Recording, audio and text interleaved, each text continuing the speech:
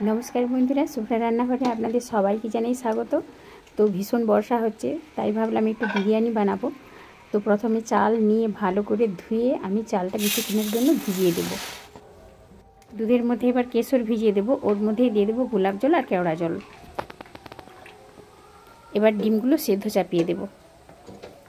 ডিমগুলো সেদ্ধ হতে থাক ততক্ষণ আমি মাংসর মধ্যে আদা রসুন বাটা, শুকনো লঙ্কা গুঁড়ো, বিরিয়ানি মশলা, টক দই আর পরিমাণ মতো লবণ দিয়ে ভালো করে ম্যারিনেট করে নেব। ডিমগুলো সেদ্ধ হয়ে গেছে, নামিয়ে নিয়ে বড় একটা জায়গায় পরিমাণ মতো জল, গোটা গরম মশলা, তেজপাতা, পরিমাণ মতো লবণ আর একটু সাদা তেল দিয়ে গরম করতে বসিয়ে দিলাম। এবার আমি ডিমগুলো ছাড়িয়ে নেব। তো এবার জলটা ফুটে উঠেছে, ভিজিয়ে রাখা চাল ওর মধ্যে দিয়ে দিলাম। 70% ভাত সেদ্ধ হয়ে গেছে, এবার আমি ভাতটা ছেঁকে নেব। এবার আমি পেঁয়াজগুলো গোল্ডেন কালার করে ভেজে নেব। অর্ধেকটা পেঁয়াজ ভাজা আমি ওখান থেকে তুলে নেব আর ওখান থেকে তেলটাও অনেকটা তুলে নেব।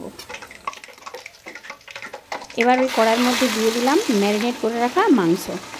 এবার ওর মধ্যে দিয়ে দেব আলু। এবার মাংস আর আলু চাপা দিয়ে ভালো করে কষিয়ে নেব। মাংস রান্না হয়ে গেছে, এবার নামিয়ে নিলাম। এবার যেটাতে ভাত রান্না করেছিলাম ওইটা ভালো করে ধুয়ে নিয়ে ওর মধ্যে একটু দিয়ে দিলাম ঘি আর কয়েকটা তেজপাতা।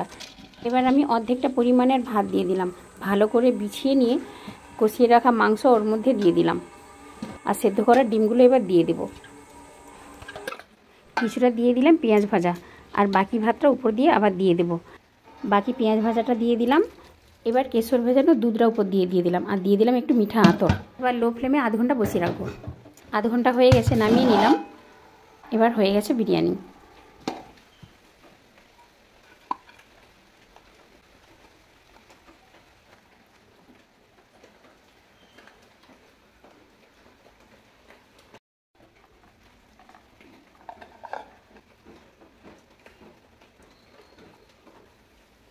ভিডিওটা কেমন হয়েছে অবশ্যই কমেন্ট করে জানাবেন আর পরের ভিডিওটা দেখার জন্য আমার চ্যানেলটা ফলো আর সাবস্ক্রাইব করবেন। আর সবাই ভালো থাকবেন আর সুস্থ থাকবেন।